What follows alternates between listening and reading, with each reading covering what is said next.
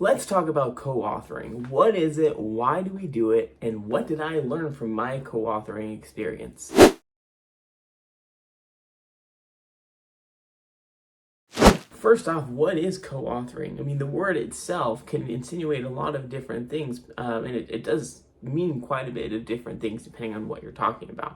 In the space of sci-fi and fantasy, or just authoring in general, it usually means that you and an author co-write a book together where you and this other author choose in part what percentage of the book you're going to write together. So I've seen co-authoring done in various different ways. I've seen authors, one author may come up with the setting, the idea, the characters of this book, and then the other author actually writes the book. In that case, it is co-authoring because the one author is planning the setting, they're coming up with a lot of the basic, the more important details of that book, and then the other author is actually doing the full writing.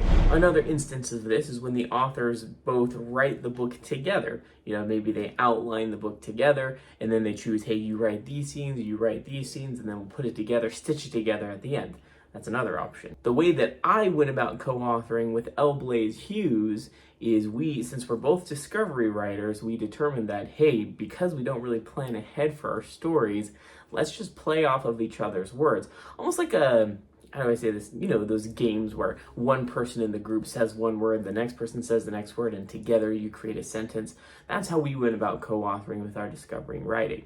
Essentially, we came up with a basic setting, a basic premise, and then one of us, I believe I wrote the first chapter of this book, passed it over to her and said, all right, new POV, new point of view from a different character's perspective. She picked that up and wrote her chapter, sent it back, and then we did that. Now, the great thing about that experience is it plays very well into my strengths as an author because I do discovery write everything. I don't like plotting. It doesn't work for me. Fortunately for L. Blaze Hughes, that doesn't really work for her either. So we were able to work really well together. But that's going to lead me into the learnings, what I learned from co-authoring a trilogy with L. Blaze Hughes.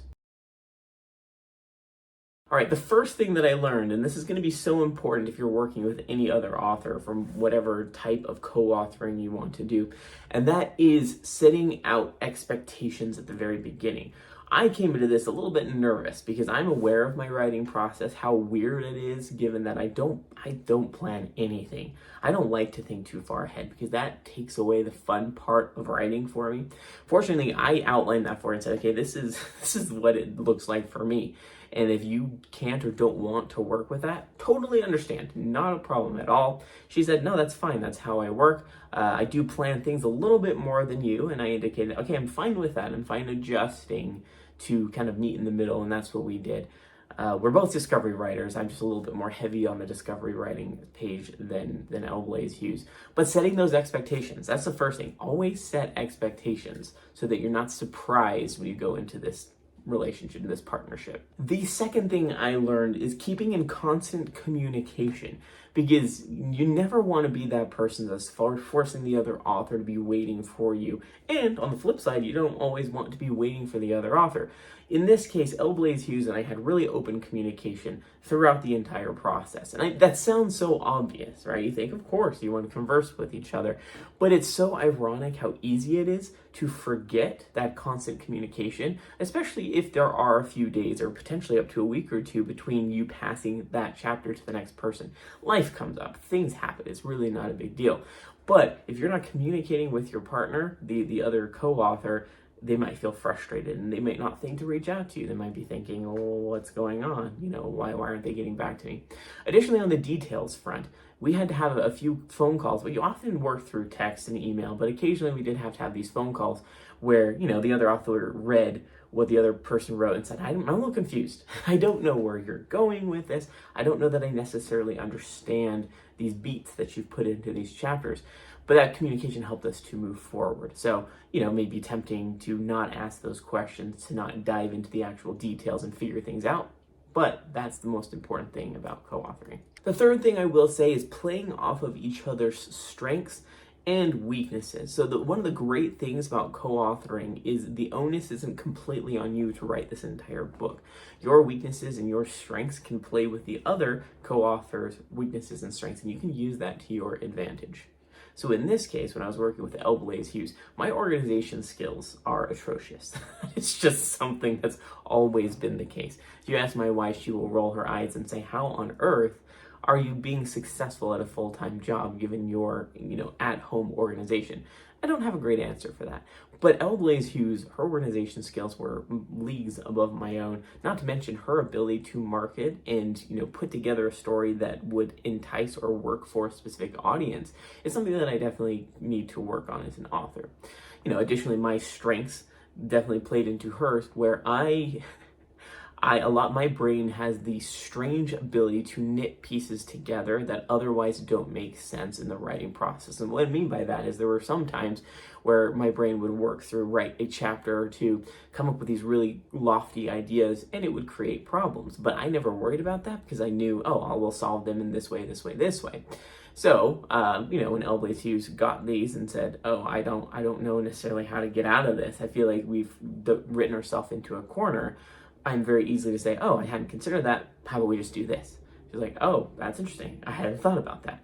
And so I never felt like we were ever stuck in a corner as a co-discovery writer authors, because I was able to get us out of those situations very creatively, very logically, and at the same time, she was able to keep everything organized. And we haven't gotten to the marketing efforts quite yet, but I do anticipate a lot of success on that front because I'm not the best marketer in the world, something that I am working on. So playing into your weaknesses and strengths, identifying those prior to writing and during the writing process is instrumental for having a successful co-authoring relationship. At the end of the day, would I do it again?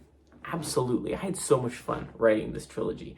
Admittedly, my definition of the trilogy would have gone a little bit further if it had been left to me, i.e. or meaning the books are middle grade sized, where they're each about 30,000 to 36,000 words. So for me, that's quite short.